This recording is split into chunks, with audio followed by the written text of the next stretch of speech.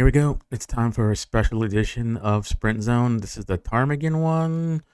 Had a request from Daniel on this one. So here we go.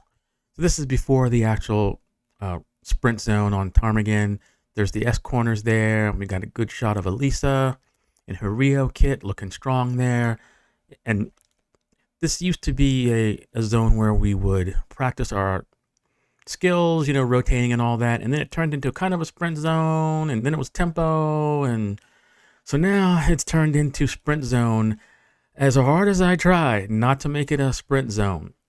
And I stopped trying a couple of years ago because, I got overruled by the people. It is now a sprint zone.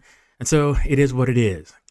And I'd like to thank JC, Byron, Ron for their telemetry on that one. And I usually don't do this one because, well, it's short and there's really not much to say, but I'm going to ramble on anyhow and give you my opinion of what's going on here.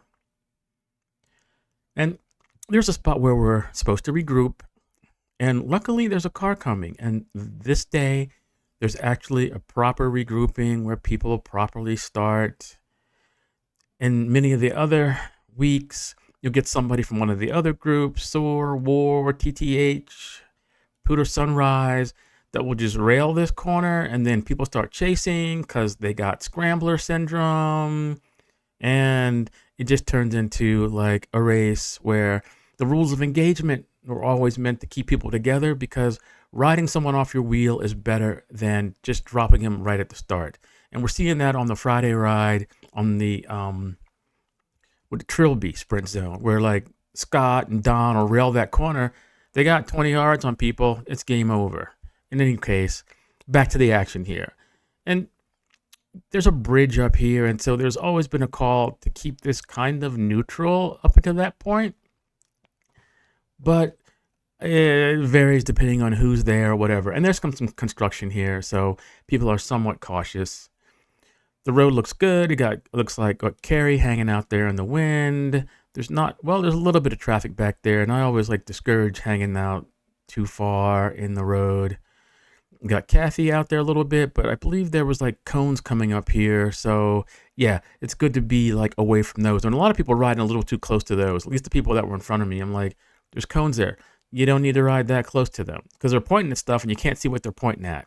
One of my pet peeves, they point at something and then they ride 2.3 nanometers from it. And I'm like, I'd like a little space to be able to see what it is you're pointing at.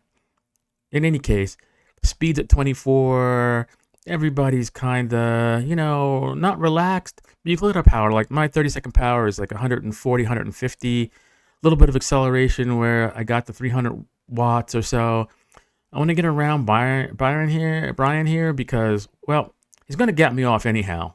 And there's no need for that. And this is where I want to talk about the scramblers. So I would consider him to be a scrambler.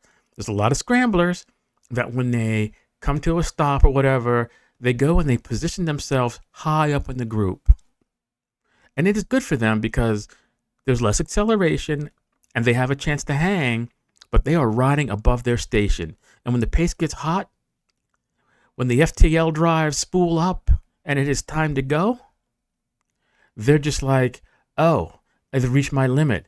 And then you got to go around them. And you always have to be looking around them because they'll give you a gap. And so my reason for going around Brian there, because he's like a scrambler. On this particular day, there's not a whole lot of people that are above their station on this one. Everyone is pretty strong. Jamie in front of me looking strong. Arrow helmet, Rio kit, nice and tight.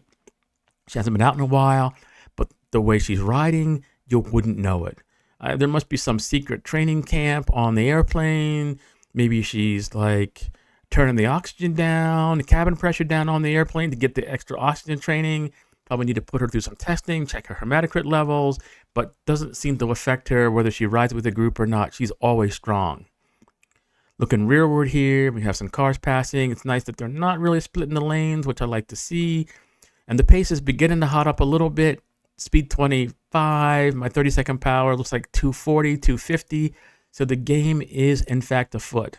Looking at Byron up there, looking at JC. Their power is not too much different than mine, as I think it was Kurt Week that was driving this train. And looking rearward, you can see folks starting to fall back. It looks like Kathy falling back a little bit. It looks like out in the wind. It looks like Rick trying to go around her to maintain connection. And here I am. Now we're at 28 miles an hour. It looks kind of pedestrian. Jamie's cadence isn't crazy, but looking at my 30-second power, 230, 40, it's up there. Byron's is pretty low at like 206, JC 272. So JC must be up near the front, like driving pretty hard. Or he's like number 2. In any case, we're getting close to the place where people like to kick it. I'm really happy that this year there has been less debris. They just chip sealed this a few months ago, but back in the ancient years. And here we go. I can see Daniel out in the blue going out and making it, and he's going hard. JC 300 watts, Byron 100 and something watts. So Byron's not yet in the fray, but JC at 340 30-second power is definitely deep in it. Ron 300 watts instantaneous. Byron 600 watts. I think I saw maybe 800 watts from Byron in there. There we go. 895. As I'm certain he is throwing it down. Didn't see JC's wattage get that high. But you can see, as I spoke earlier, people that would be gapped off, and you can see behind me, there are folks. Tony was behind for some reason, and Jim Allman, sleeping on the job, found himself out of the fray. And at this point, I just shut her down. No need to go hard all the way into this.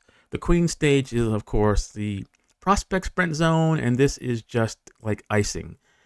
And here we are, taking the sidewalk. There's a lot of people that like to take the street. And if you're clear, go ahead and take the street. But a lot of times there's cars there. I don't think it's worth it. I really don't think you need to be out there in the street. But to each their own. And as long as you don't crash, that's okay. But statistics and odds, I'm pretty certain that if I'm on the sidewalk, my odds of getting hit are less than yours. And that's that. Anyway, a good time was had by all. Not certain who won that one. Didn't have Ron Cam for that one. But it was fun. Peace.